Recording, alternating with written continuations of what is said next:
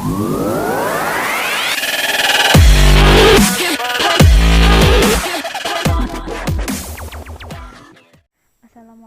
warahmatullahi wabarakatuh. Baiklah, pada kesempatan kali ini saya akan membahas tentang tips dan trik sukses uji kompetensi bidan. Sebelum itu jangan lupa klik subscribe, like, dan share ya. Berikut ini tips dan trik untuk sukses menghadapi uji kompetensi. Langkah pertama yang harus kita lakukan adalah menyediakan cukup waktu untuk persiapan uji kompetensi. Jadi sebelum uji kompetensi, persiapkanlah diri dari jauh-jauh hari dengan belajar, memperbanyak membaca buku, dan menyiapkan materi-materi yang akan diuji di ujian kompetensi. Selanjutnya, membaca panduan dengan seksama. Panduan ini adalah panduan yang diberikan oleh Ristek Dikti untuk menghadapi uji kompetensi nasional kebidanan. Panduannya bisa kita dapatkan dalam website Ristek Dikti. Gunakan referensi yang berlaku secara nasional, yaitu referensi yang berlaku secara umum yang dipakai oleh setiap kampus. Contohnya seperti buku-buku yang ada di perpustakaan Kemenkes, seperti sumber dari Kemenkes, riset, dan lain-lain. Cermati kisi-kisi soal uji kompetensi nasional. Kisi-kisinya dapat kita dapatkan dalam buku panduan yang diberikan Ristek Dikti, mulai dari materi, jumlah soal, waktunya, dan ciri-ciri soal serta contoh-contoh soalnya ada dalam buku panduan tersebut. Kemudian berlatih mengerjakan soal. Jadi teman-teman bisa berlatih mengerjakan soal, bisa dengan cara mengerjakan soal secara kelompok ataupun mandiri. Dengan memahami pembahasan setiap soal, mempelajari dan mengulangi materi yang tidak dipahami dengan menggunakan buku referensi juga bisa. Kemudian jumlah soal uji kompetensi itu adalah 180 soal dengan jumlah waktu pengerjaan selama 3 jam atau 180 menit. Jadi 180 soal itu 180 menit. Jadi otomatis satu soal 1 menit. Kemudian baca dengan cepat setiap kata. Karena 180 soal, jadi kita harus bisa memanajemen waktu dalam mengerjakan soal. Satu soal itu bisa 5 hingga 6 baris. Jadi kita harus berlatih membaca cepat dari sekarang. Membaca cepat sambil memahami isi soal.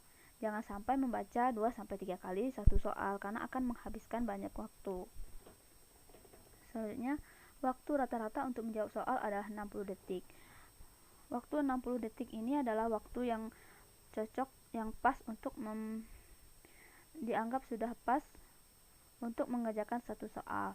Jadi jangan tergesa-gesa dan fokuslah pada soal. Jawab semua soal, prioritaskan menjawab soal yang mudah. Jangan terpaku hanya pada satu soal yang sulit. Jika kita sudah membaca satu soal dan kita rasa sulit, langsung beranjak ke soal berikutnya. Jangan menghabiskan banyak waktu pada satu soal yang sulit. Kemudian, pahami struktur atau bagian soal. Struktur bagian soal terdiri dari vignette atau kasus, kemudian pertanyaan, dan pilihan jawaban ada 5 A, B, C, D, E. Dalam soal uji kompetensi, disediakan hanya satu pilihan jawaban benar.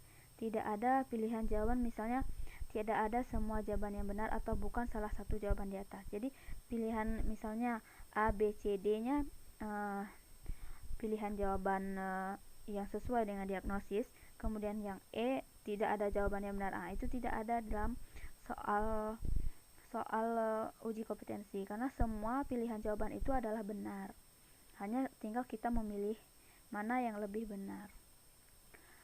Selanjutnya, perhatikan badan soal yang biasanya menyajikan kasus klinis. Jadi kita harus memperhatikan badan soalnya yang terdiri dari keluhan utama, data klinis, dan tempat pelayanan. Keluhan utama, data klinis, dan tempat pelayanan ini saling berhubungan. Jadi kita harus memperhatikan keluhan utamanya apa, data klinis yang dicantumkan di soal apa, tempat pelayanannya juga berhubungan karena akan berbeda penata laksanaan kasusnya jika di rumah sakit dan puskesmas ataupun di praktek mandiri. Selanjutnya, perhatikan kata kunci dalam pertanyaan. Dalam kasus pertanyaan-pertanyaan uji kompetensi itu ada berbagai data yang dimasukkan ke dalam soal. Ada data tambahan, data pemeriksaan penunjang, diagnosis yang paling mungkin, masalah potensial yang paling mungkin, langkah awal, langkah selanjutnya, rencana asuhan, asuhan yang diberikan, pendidikan kesehatan, sikap bidan, evaluasi asuhan. Kesemua ini harus kita pahami apa yang berhubungan dengan soal, data tambahan apa yang ada di dalam soal, pemeriksaan apa yang ada di dalam soal yang menunjang diagnosis. Selanjutnya, bacalah setiap pilihan jawaban yang tersedia sebelum menjawab. Jadi jangan sampai tidak membaca pilihan jawaban yang tersedia. Soal UKOM itu dapat berupa kasus. Kasus itu berisi karakter pasien atau situasi tertentu, alasan datang, setting lokasi bidan, dan hasil pengkajian. Kemudian pernyataan. Soal dalam bentuk pernyataan ini berisi suatu keadaan yang menggambarkan peristiwa yang memerlukan penanganan bidan. Kemudian hasil penelitian. Berisi hasil penelitian yang memerlukan penanganan kebidanan. Contoh-contoh soal untuk ketiga-tiga ini bisa kita lihat di video kita yang lain ya. Nah, ini satu hal yang harus diingat. Semua pilihan jawaban itu tidak ada yang salah. Yang ada hanya rentang dari kurang tepat hingga sangat tepat atau rentang baik dan sangat baik. Jadi ada pengecoh. Artinya pengecoh ini dibuat berdasarkan kenyataan lapangan.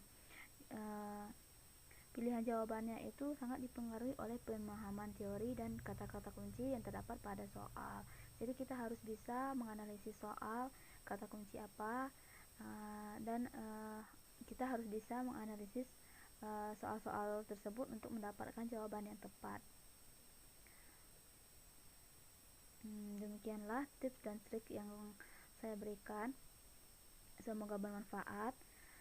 Jangan lupa untuk klik subscribe, like dan share kepada teman-teman kalian yang membutuhkan. Terima kasih sudah menonton. Semoga sukses untuk uji kompetensi kebidanannya. Kita jumpa lagi pada video selanjutnya. Assalamualaikum warahmatullahi wabarakatuh.